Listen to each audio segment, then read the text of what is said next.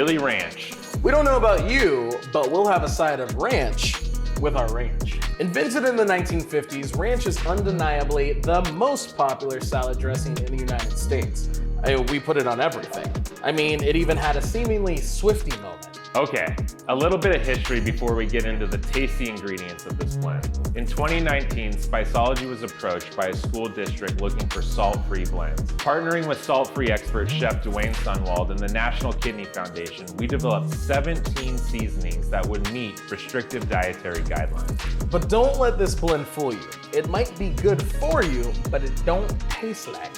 And that's thanks to the herbaceous parsley, dill and chives, savory onion and roasted garlic, and citrusy citric acid. This combo of ingredients makes for a powdery, granular, and flaky blend. Apply appropriately. When sauteing, liquids will rehydrate the herbs, making the blend more aromatic, pulling more brightness and citrus from the blend. It's kind of like a culinary cologne.